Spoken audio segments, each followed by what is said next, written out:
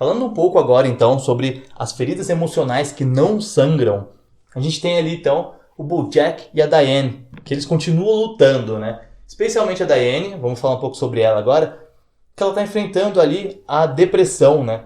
Ela está dentro de um relacionamento que parece tão legal para ela, muito bacana, apesar de ter começado meio conturbado na série.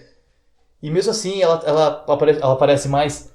ela engordou ali no caso, por causa dos remédios, por causa do tratamento, por causa da dificuldade de lidar com aquilo. A gente sabe, desde o início, a Diane é uma personagem muito complexa. Ela é muito difícil porque ela é boa e ela quer ser boa. E é muito difícil ser bom nesse mundo. Então, quando você escolhe ser bom, porque é uma escolha, apesar de ser da sua natureza, ainda é uma escolha, porque a gente pode ser bom naturalmente e escolher não ser bom porque o mundo cobra isso, porque o mundo te empurra para essa escolha. Porém, quando você escolhe ser bom, que é a melhor escolha, tá? Por mais difícil que seja, você vai sofrer. Inevitavelmente você vai sofrer, porque ser bom tem um preço. Da mesma forma que tem um preço você ser livre. E como a gente fala sempre aqui no canal. E essa dificuldade de ser boa, lidar com as consequências de ser boa, faz com que a Diane entre nessa depressão profunda, porque ela quer mudar o mundo, ela quer trazer impactos positivos, ela quer fazer a diferença, ela quer acabar com a desigualdade, ela quer acabar com os problemas sociais, ela quer acabar com fome, com pobreza, ela quer acabar com tudo aquilo, e ela não tem poder, só ela, para fazer isso. E isso custa muito para ela emocionalmente, né? E é em virtude disso que ela chega nesse estágio de depressão. Ela tá vivendo um relacionamento que é bem mais leve, né? E o parceiro dela, no caso, ele aceita a dor dela. E aí ele ajuda, né? Ele contribui para que ela melhore, ele entende o ritmo dela, e ele tenta levar isso numa boa. Então, por mais que seja conturbado no início do relacionamento, naquele momento a gente vê que ele realmente é um parceiro bom para ela. Ele tá acrescentando algo na vida dela, ele tá sendo presente nos momentos ruins. E ela não deixa de se sentir mal por ser como ela é, né? Justamente porque ela tá vendo aquele apoio e ela não sente que não consegue oferecer nada em troca. Ela sente que ela não consegue ser mais como ela foi com o Sr. Peanut Butter. Ela sente, na verdade, que nem aquilo era suficiente, né?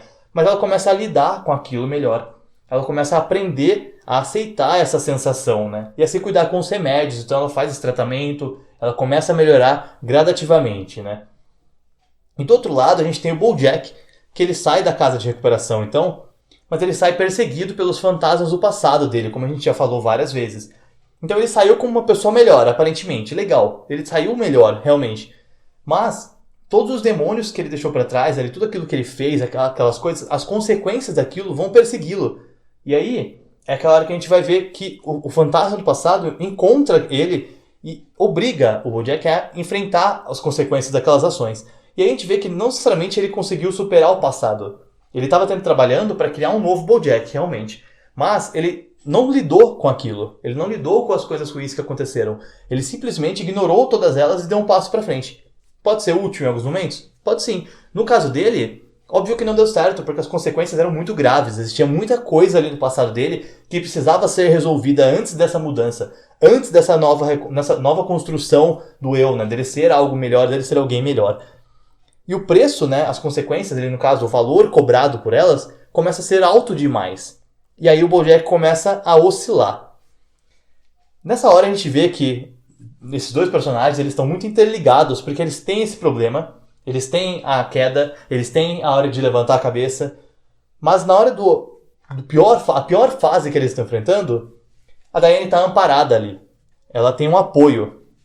Eu não estou falando que a Diane é uma personagem que não é forte o suficiente para se erguer sozinha. Ela fez isso várias vezes, em vários momentos da série.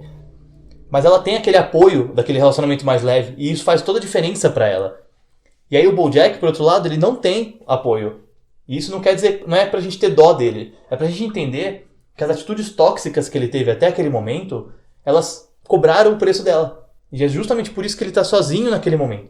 Ele tem ali a conversa com a Diane, ele tem a conversa com as pessoas, os amigos antigos e tudo mais, mas as ações tóxicas dele afastaram essas pessoas a ponto de que na hora que ele mais precisou, que foi a hora que essas consequências vieram cobrar o preço, vieram tirar satisfação com ele realmente, ele estava sozinho e ele teve que lidar com isso sozinho. Afinal, são os fantasmas dele, são os demônios dele, ele precisa enfrentar, ele precisa lidar com essas consequências.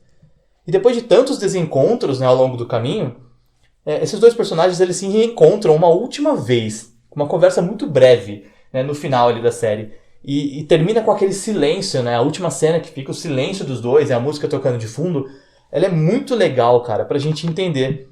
Porque eles se identificam. Esses dois personagens, eles são próximos, eles ficaram próximos por todas as temporadas da série, exceto essa última, exceto esse final especialmente, porque eles se identificam nesse momento. Para eles a vida é muito dolorosa. Emocionalmente falando, eles têm muita dificuldade de lidar com a forma como eles são e automaticamente com a forma como o mundo é com eles.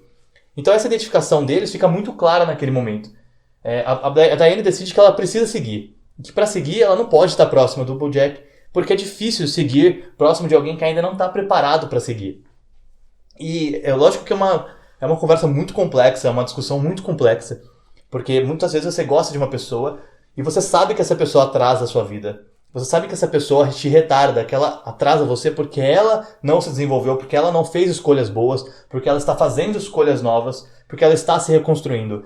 Mas até quando, né, é o momento de ficar perto e ajudar? E até quando, né, até qual momento é o limite para entender que você precisa sair de perto daquela pessoa e deixar que ela faça as boas escolhas sozinha?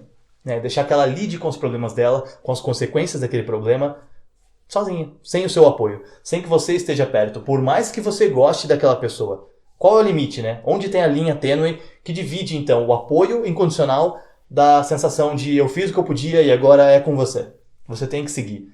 É muito complexo isso. E esse momento de silêncio é como se a Diane estivesse evitando aquele contato, porque ela sente ainda a ideia do apoio incondicional, porém ela está mostrando ali a admiração que ela tem, o gosto, né, o amor, ali, o sentimento positivo que ela tem pelo BoJack. Ciente, né, no caso, 100% ciente de que o que ela podia fazer, ela fez. E que agora é com ele. Ele precisa fazer a parte dele. Ele precisa resolver.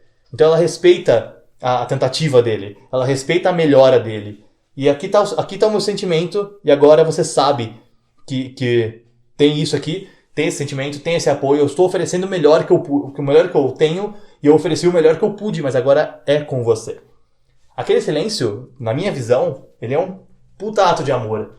É como se a Diane estivesse oferecendo pro BoJack um abraço final ali. Pra dizer que ela admira o que ele fez até então, a mudança que ele tá fazendo criativamente, e que ela acredita que ele pode mudar.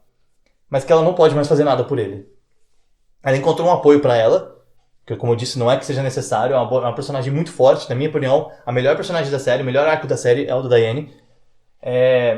E ela consegue fazer essa reformulação, e na hora que ela oscila, ela tem uma presença próxima ali que é muito agradável pra ela. Pode ser eterna? Talvez não. A gente sabe que ela também tem muitos momentos complexos e que talvez ela haja de maneira errônea em algum momento. A série acaba, mas a gente sabe que não é um final feliz para sempre.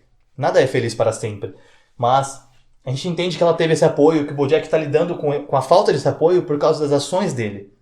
Então, esse ato de silêncio para mim foi uma baita prova de amor ali, do vínculo dos dois personagens, que se identificam tanto, e a gente olha para aquele momento, a gente olha para os dois personagens separados e unidos ali naquele momento, e se identifica muito com eles, porque todos nós somos imperfeitos, todos nós estamos sujeitos a estar na posição da Diane ou do BoJack, todos nós estamos sujeitos a lidar com ações, com consequências, com fantasmas, com demônios, com o passado, da mesma forma que os dois estão lidando. E nós vamos ter que enfrentar aquilo tendo apoio, como a Diane está enfrentando, ou não tendo apoio, como o BoJack está enfrentando. E paciência, isso faz parte da vida, é o nosso ciclo. E como eu falei lá no começo, quando um ciclo chega ao fim, é para que outro comece. Então, a gente tem que deixar esse ciclo acabar. Por mais que seja acompanhado ou que seja solitário, seja sozinho, que eu esteja enfrentando tudo aquilo sem a companhia de alguém, nós somos capazes de sobreviver. Nós somos capazes de nos adaptar, de enfrentar esse novo ciclo, de melhorar para poder ser mais forte, no caso, para lidar com ele. De qualquer uma das duas maneiras. Mas eu queria destacar a importância que essa cena final tem para a série, tem para essa observação comportamental e tem para essa ideia dos personagens, né? O desenvolvimento final dos personagens. Eu acho que não tem ato de amor maior do que você oferecer apoio, mesmo que distante, a alguém que precisa daquilo, mas que precisa estar sozinho também. É como lidar com alguém dependente químico, com uma pessoa que cometeu um crime, uma pessoa que teve uma traição, traiu alguém dentro de um relacionamento, de um casamento. São problemas gravíssimos, são coisas gravíssimas, que você não pode passar pano naquilo, mas você tem que entender que essas pessoas são seres humanos. E que elas têm a oportunidade, elas têm a possibilidade, elas têm o dever cívico, social, humano de melhorar. De olhar para aquilo, entender o que aquilo causou, aceitar a consequência daquilo. Né? Não precisa perdoar uma traição, não precisa perdoar um assassino, Não precisa perdoar que eu diga assim, tá tudo bem, passa pano, passa a mão na cabeça e fala, vai viver de novo. Não é perdoar e fingir que não aconteceu. É entender que aquilo aconteceu e permitir que a pessoa lide com aquilo e melhore.